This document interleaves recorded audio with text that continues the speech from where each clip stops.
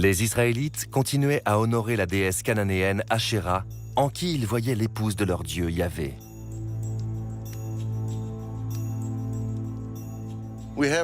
Nous avons par exemple des jarres qui portent cette inscription pour Yahvé et son Ashéra.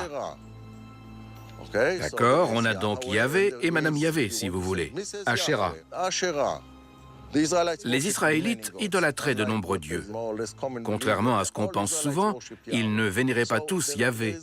Certains éléments montrent clairement que Yahvé a dû mener un combat long et difficile avant d'être accepté comme le Dieu unique. Les Israélites ont mis plusieurs siècles à reconnaître enfin Yahvé comme leur seul Dieu, et il a fallu une catastrophe pour les en convaincre.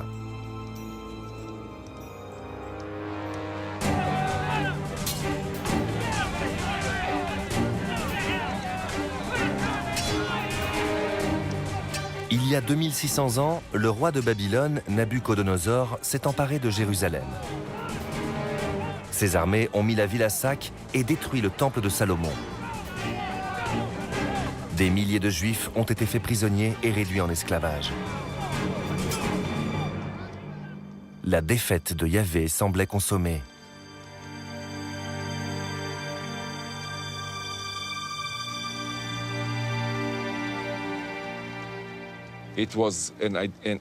C'était une catastrophe théologique, parce que le Dieu d'Israël avait été vaincu par le Dieu des Babyloniens. C'est comme ça que les gens voyaient les choses à l'époque. Ils avaient besoin de comprendre ce qui s'était passé.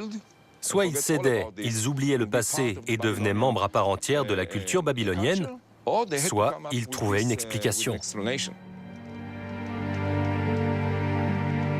Pendant leur captivité à Babylone, les Israélites ont élaboré une théorie révolutionnaire pour expliquer la défaite de leur Dieu.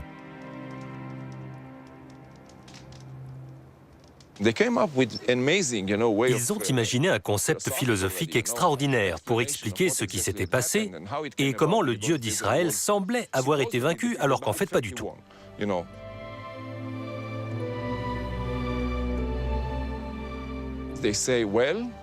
Ils ont dit, réfléchissons un peu.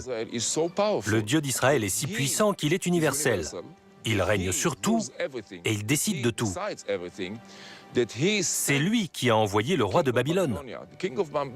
Le roi de Babylone était donc un simple pion utilisé par le Dieu d'Israël pour punir l'apostasie des Israélites. Rien de plus.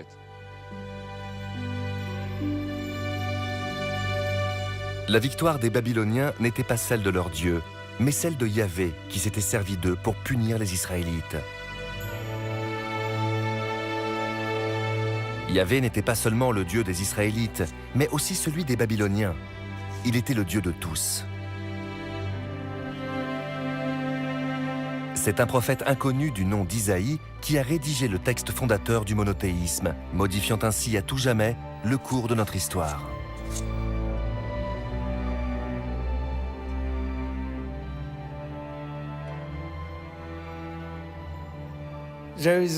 Hors moi, il n'y a point de Dieu. Je suis le créateur du bien et du mal. Je suis le créateur de la lumière et des ténèbres. Il n'y a personne d'autre que moi.